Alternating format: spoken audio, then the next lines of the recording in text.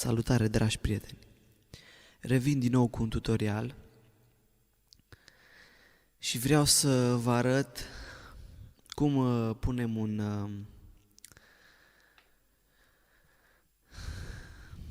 fișier MIDI sau un SMF, cum îl punem pe intro. Aș vrea să-l creez în sequencer și apoi să-l import pe un intro. Sper să cuprind toate aspectele și toate setările și problemele care le întâmpinăm în crearea acestui intro. Aș vrea să-l fac din două părți acest tutorial. Prima parte vreau să creez fișierul MIDI, armonia, cât și mâna dreaptă în sequencer. Îl pregătesc să fie totul gata și apoi îl import pe intro. Și partea a doua, aș vrea să creez numai armonia în sequencer și mâna dreaptă să o fac în style pe intro direct. Bun, să începem. Aleg un style.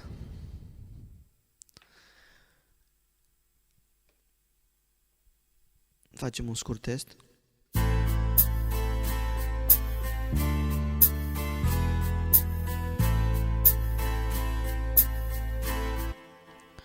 Bun, style-ul este pregătit. Înainte să-l înregistrez în sequencer, vreau să vă arăt o setare care, după părerea mea, trebuie pusă pe 0. Meniu, Style Controls, Drum, Map. Vedem aici, singura setare care este activată este Snare, da? Premierul. Îl punem pe Off. Este bine și celelalte de la Drum Mapping să fie toate pe Off, pentru că dacă nu sunt pe Off, o să facem o tocăniță. Când înregistrăm, nu o să mai fie nota care trebuie și o să vă explic mai încolo. O să fie un pic complicat. Deci ca să fie totul în regulă, să sune intro ca și variația, armonia mă refer, aici totul trebuie să fie pe off. Bun, continuăm. Intrăm în sequencer. Da, apăsăm aici. Record, backing sequence, quick record. Acum, la resolution. Normal, când cântăm cu dreapta, e bine să fie pe high, cum este acum. Dacă facem în sequencer numai armonia, putem să alegem să lăsăm pe high sau pe primele două. E bine să facem teste fiecare și să vadă cum crede că e ok. Putem să lăsăm și pe high și după ce înregistrăm, venim la meniu. Nu pot să vă arăt acum, numai după ce înregistrez. Mergem la meniu și facem o cuantizare. Putem face și chestia asta. Momentan eu o să las pe high pentru că cânt și cu dreapta. Și dacă ceva în neregulă pot să fac cuantizarea pe fiecare track în parte după aceea. O să cânt ceva simplu și haideți să-i dăm drumul.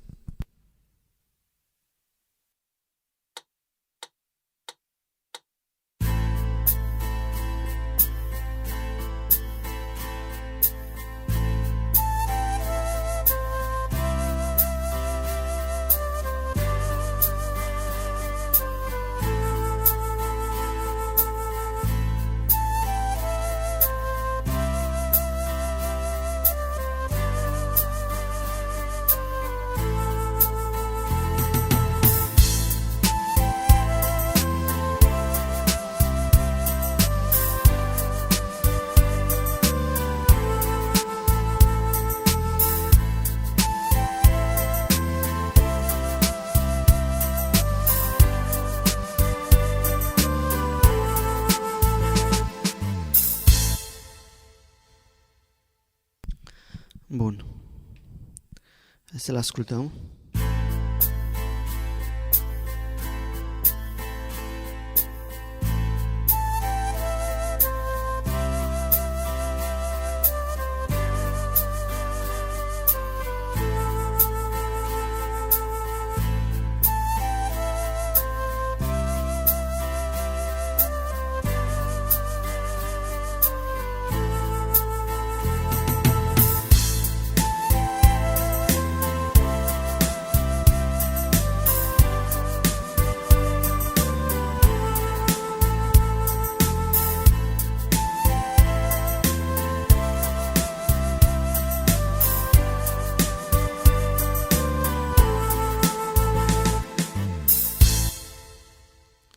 Deci sunt 18 măsuri bune.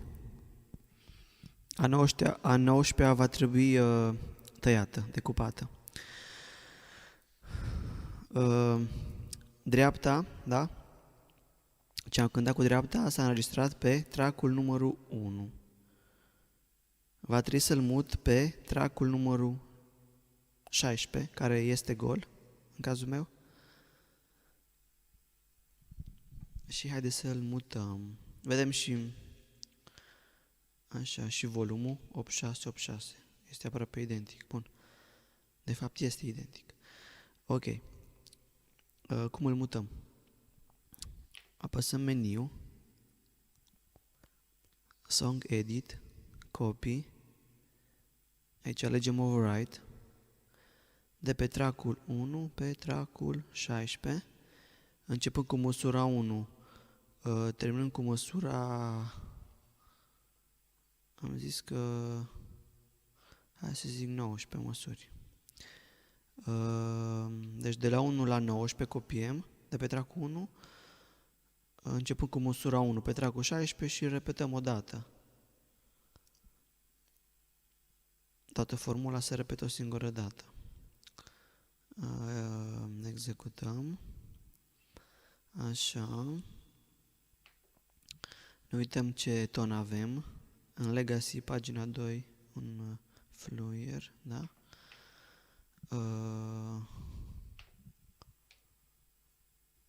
Așa.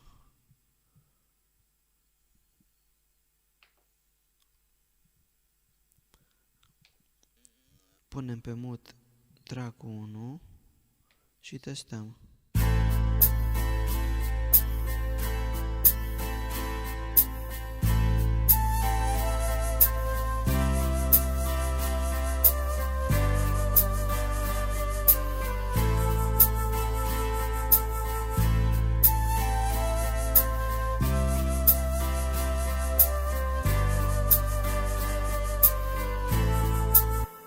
E bine, după cum ați văzut pe 14 și 15, oricum în style nu sunt formule și atunci dacă noi am fi cântat, dacă eu aș fi cântat cu la keyboard set, la STS, da, cu 3 tonuri, atunci track-ul 2 și track-ul 3 puteam să le mut pe 14 și 15.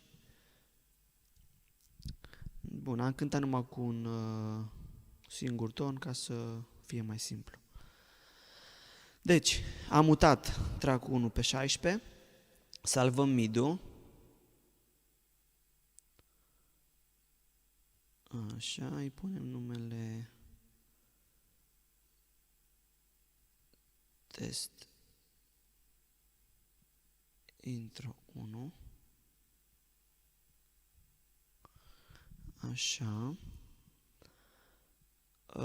Bun.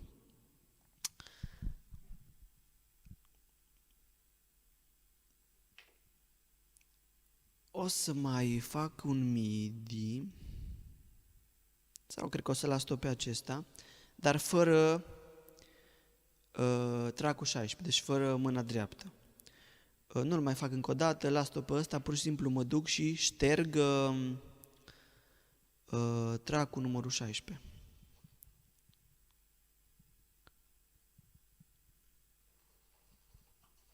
Da? Îl șterg complet tot, deci de la prima măsură până la ultima. Așa. Și îl salvez încă o dată. Și pun test intro 2.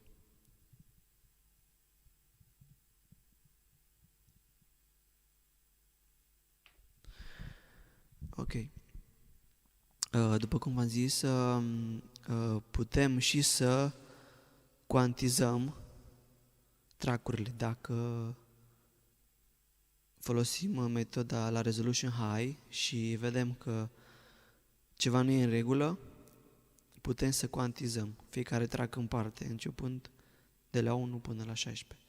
Mie mi se pare că sună tot ok, deci nu mai cuantizez nimic. Ies afară din sequencer. Așa.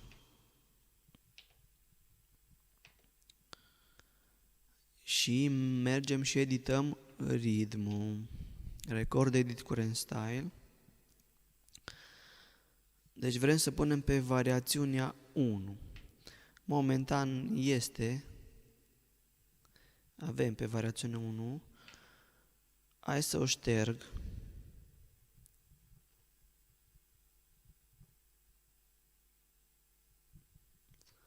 O șterg complet să nu mai fie nimic. Pe intro 1, de fapt, nu pe variațiune 1, am zis variațiune, cred că. Așa, intro 1 îl ștergem complet. Hai să ștergem și intro 2. Deci, după cum vedem, intro 1 și intro 2 este gol acum, nu mai este nicio formulă, nimic. Bun. Importăm SMF-ul, da? Venim la meniu și import SMF, da? Selectăm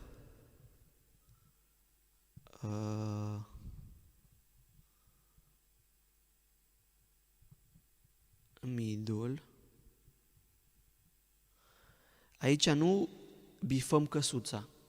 Această căsuță se bifează doar dacă importăm un fișier MIDI și doar dacă style-ul este complet gol. Dacă creăm un nou style, atunci o bifăm. Dacă deja mai avem variații, filuri și așa mai departe, nu bifăm căsuța. Aici alegem intro 1, CV1, da? Dăm pe execut, așa, și ne întoarcem în prima pagină să verificăm. Facem un test.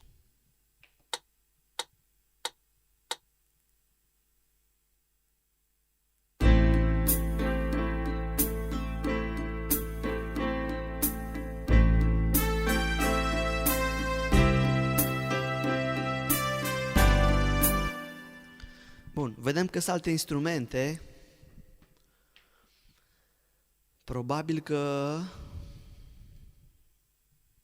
verific un pic și expresia. Văd că și expresia la tonuri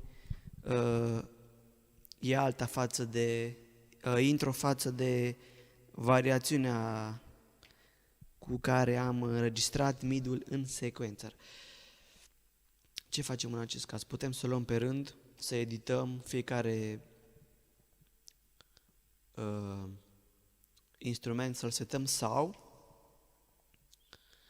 intrăm pur și simplu, selectăm variațiunea 1, dăm sus la copii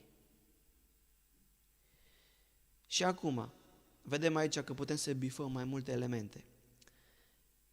Noi copiem de pe current style element, deci de pe variațiunea 1, pe intro 1. Da? Bun. Ce copiem? Păi odată copiem expresia, odată copiem tonurile, așa, să vedem, mai copiem ceva, setările de chitară, key range-urile, RX noise-ul,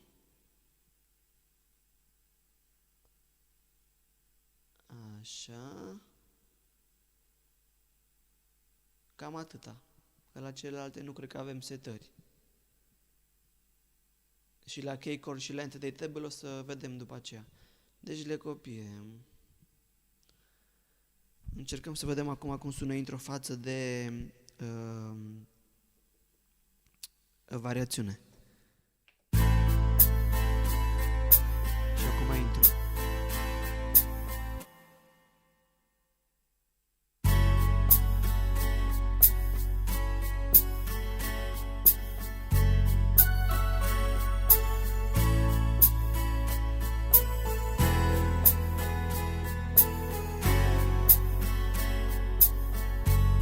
Bun.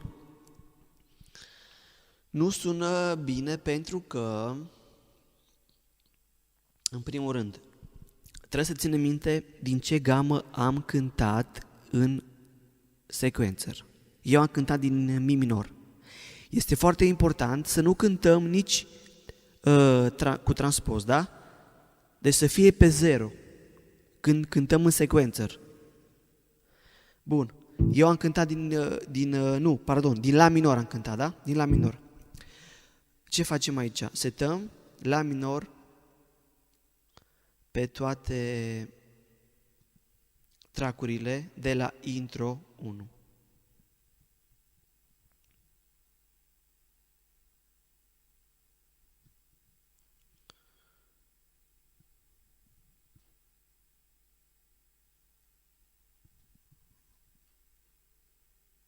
Așa.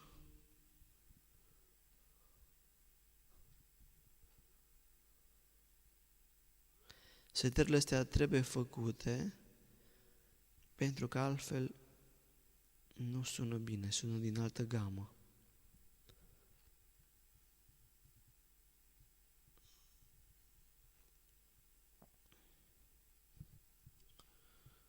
Așa, și la ultimul track punem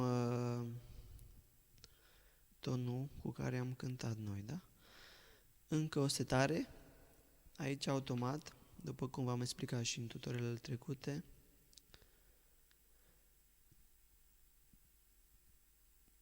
Așa, deci rămânem pe fixed și pe paralel și nou transpos, da?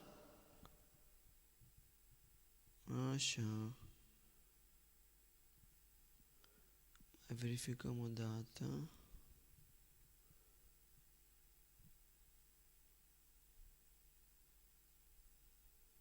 Și mai facem un test, să vedem.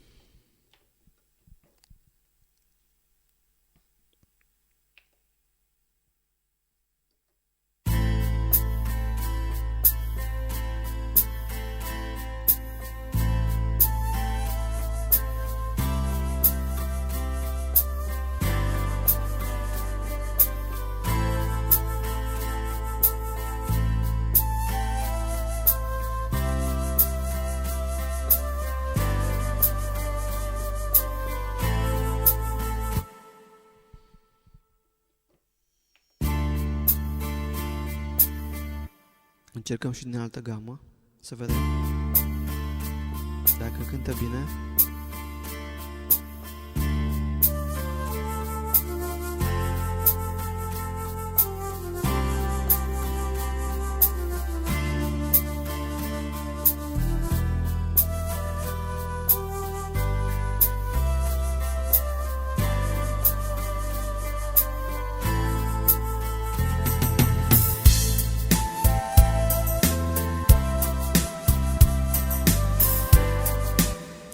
Ok.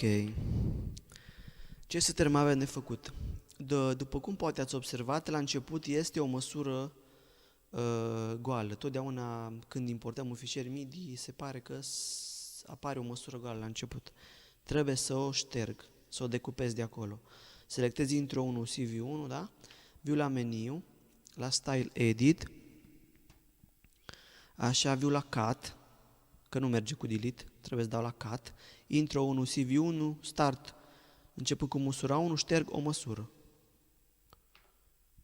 Așa. Și acum începe OK. Ultima măsură, iar va trebui ștearsă, sau pur și simplu dau aici pe 18, pentru că am cântat un pic mai mult, n-am oprit exact când trebuia și fac încă un test acum să vedem dacă totul este în regulă.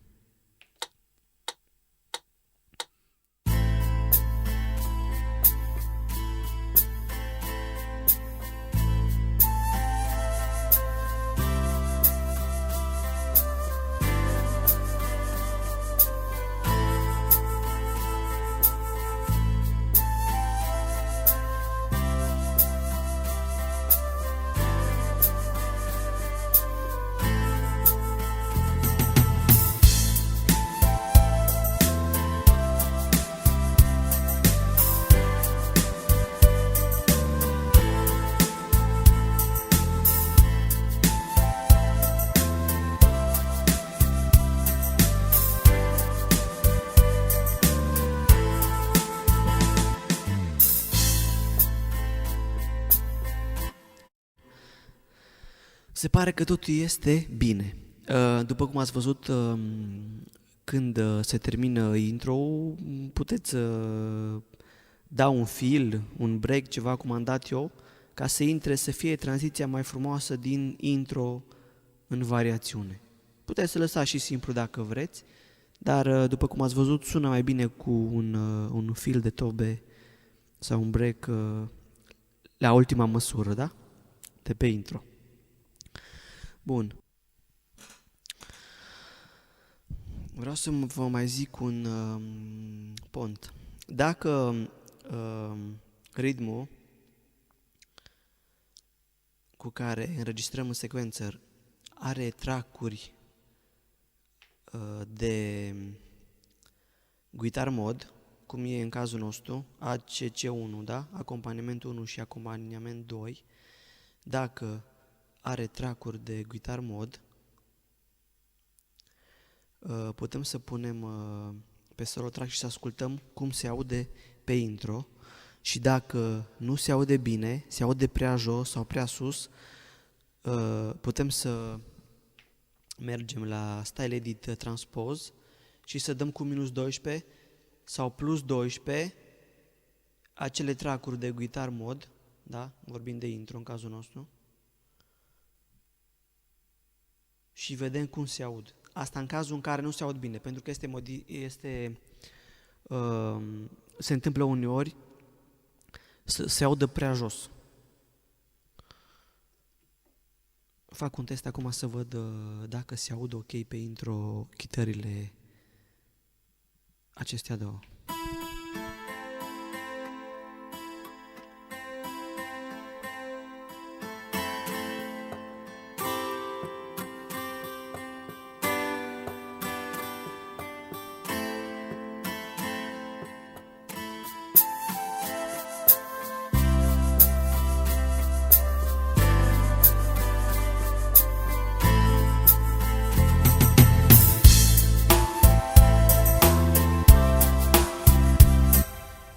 Bun, se pare că sunt ok.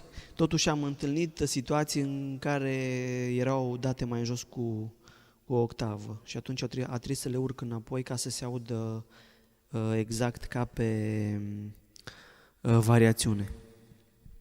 Bun, mergem mai departe. După cum am zis, vreau să import pe intro 2, vreau să import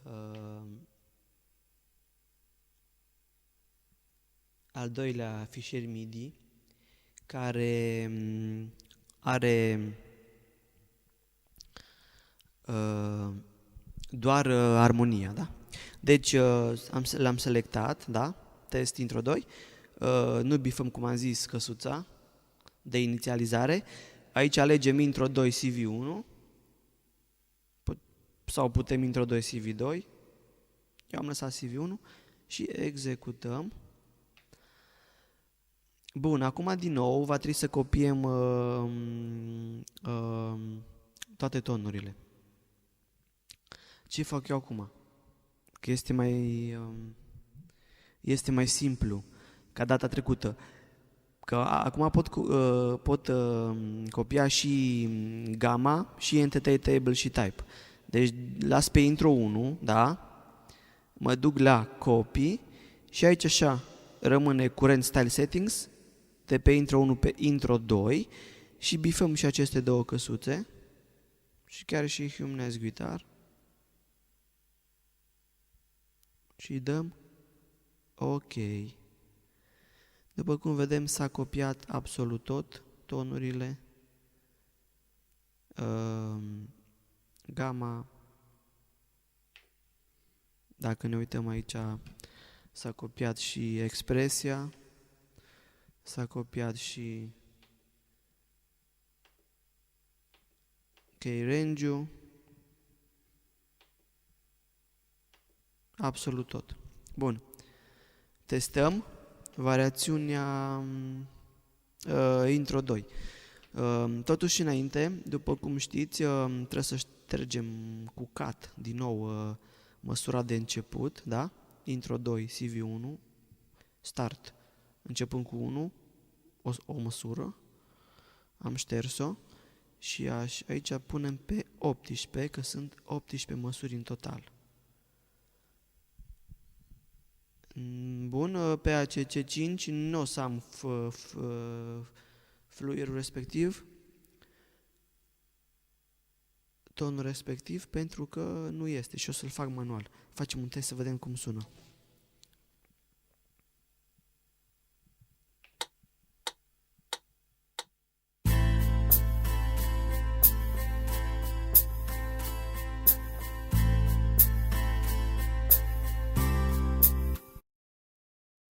E tot ok în afară de track-ul cu mâna dreaptă. O să-l fac acum manual.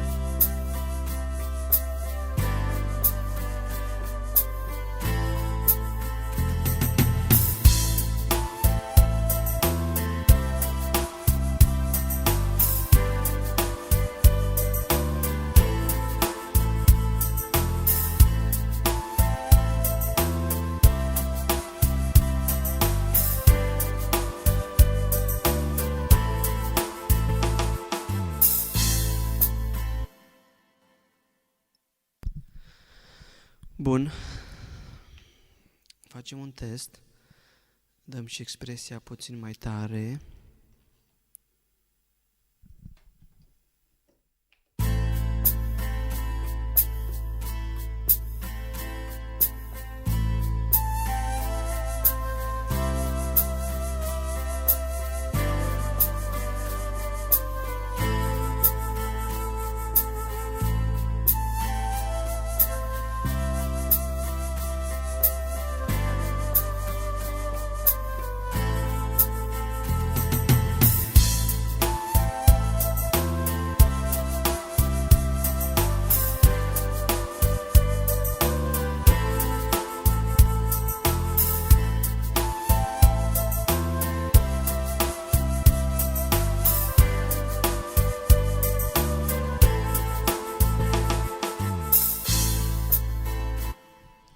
Totul pare ok. Salvăm. Ieșim afară din record și testăm cele două intro-uri.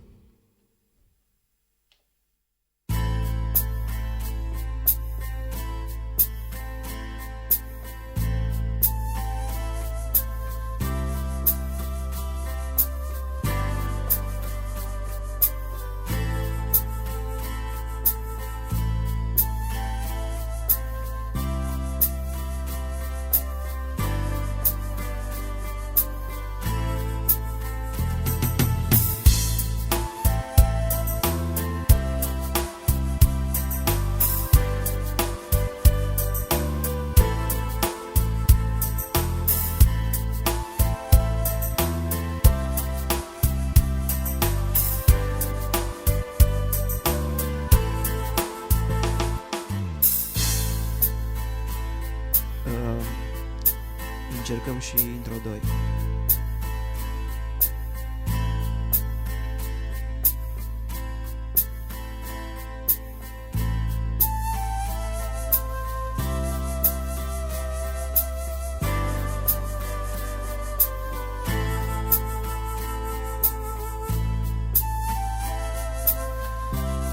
Totul pare ok, după cum puteți auzi și după cum am zis la trecerea de la intro pe variațiune, dacă la ultima măsură băgăm un fil, o să se audă mult mai ok. Cum puteți auzi imediat. Acum se poate auzi. Bun. Mai departe, dacă vrem să mai îmbunătățim style-ul, putem să ne uităm la, de exemplu, eu am luat de pe STS-ul 3, da? Un ton, da? DNC. Astea două au fost pe mut. Mă pot uita, de exemplu, la ce efecte are, da? Deci, el are un delay și un reverb. Mă uit la style, style-ul are un reverb și un stereo chorus, da? Pot să mă uit să văd dacă la style așa, da, văd că este folosit și chorusul. Bun. Dacă vreau să mă apropii cât de cât, să pun și un delay la tonul de fluier, de flute, da?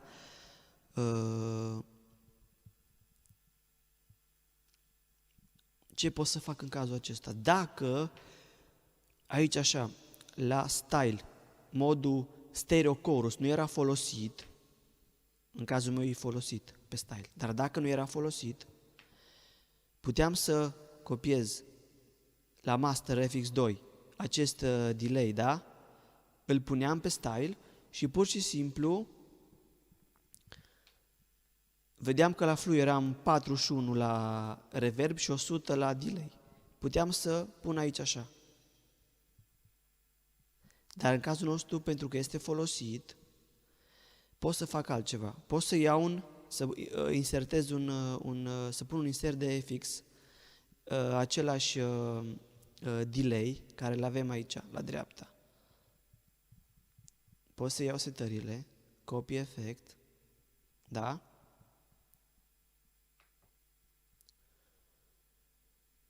Intru frumos la insert FX, mă duc la track-ul cu returnela, da?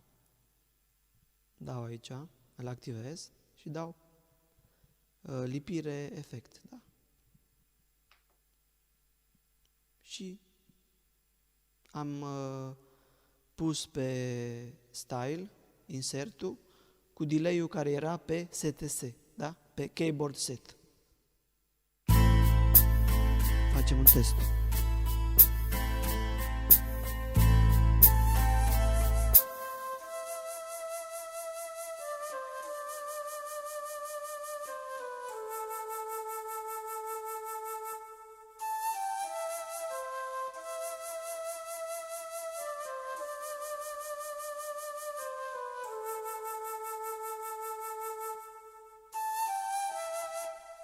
Bun.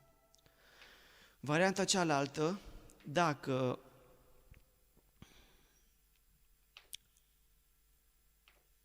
aici era totul pe 0, la unele style-uri normal aici să zicem că nu sunt unele style-uri care n-au nimic la Master 2. Să zicem că nu aveam nimic aici, da? Veneam tot așa la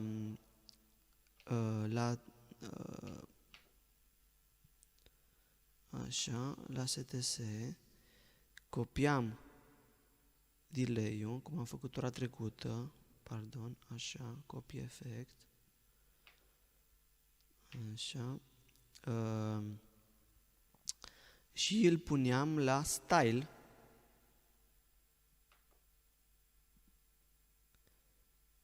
ne uitam să fie 15 pe 85, la fel, da, și ce mai aveam de făcut, ne uitam aici, trebuia să-i dăm la Master 2 100, da? Pe style aici puneam 100.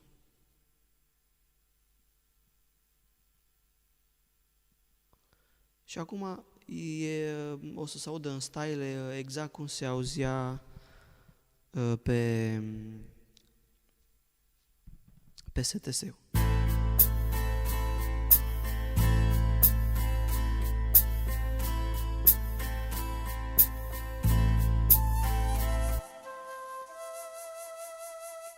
Bineînțeles, salvăm style-ul, da?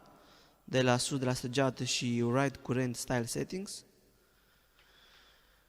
Și cam asta e tot. Sper că n-am omis nimica. Dacă am omis ceva sau dacă credeți că am greșit ceva, puteți să mă corectați, să lăsați comentarii la acest tutorial. Vă rog și puteți da și un like, un share, un dislike dacă credeți că n-am explicat bine sau am greșit ceva. Și sper să mai pot să mai fac tutoriale, chiar mai am în plan câteva. Acum am prins și o vreme afară în care mi-a permis să pot să fac acest tutorial. Sper că ați înțeles în mare. Am încercat să-l fac cât mai simplu, să nu fie complicat, să îl puteți reproduce pe clapele voastre. Cred că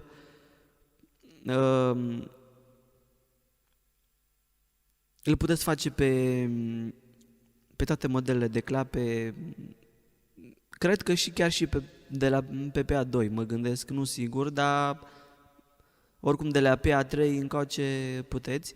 Singura chestie care clapele noi, modelele noi, pe șablon de PA4, cum ar fi PA4, PA1000 și PA700, singura chestie care o au în plus este meniul acesta de copii, unde eu pot să le fac toate odată, ați văzut, le selectez și mi le face instant.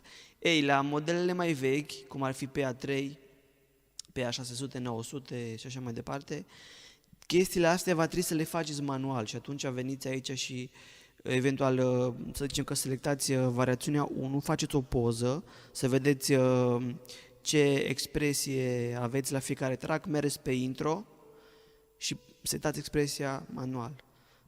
După aceea vă uitați la tonuri, setați tonurile, range-ul la fel. Asta e toată chestia, pentru că în momentul în care importăm un fișier MIDI, nu și aceste setări, trebuie să le punem manual. Încă o chestie, țineți minte neapărat când faceți acest MIDI, când îl înregistrați în sequencer, să țineți minte gama din care ați cântat, 1 la mână, 2 la mână,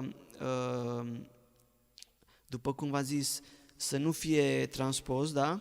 Să nu fie -1, +1 și așa mai departe, să fie pe 0. Și la style controls aici să fie pe off toate, pe off. Ei, eu l-am pus pe off când am făcut înregistrarea, dar acum în style, mie toba îmi va suna ca și până acum, deci snare-ul, da? Premierul, îmi va suna, e pus pe Type 3 și așa va suna și la intro și la variațiune. Dacă aici lăsam pe Type 3 și înregistram așa, intro îmi va, după ce salvam în Style Edit, toba de pe intro nu va mai suna ca acum. Dacă vă arăt cum sună toba, poate știți de setarea asta mulți dintre voi. De aici putem să facem premierul să sune în 3 feluri diferite.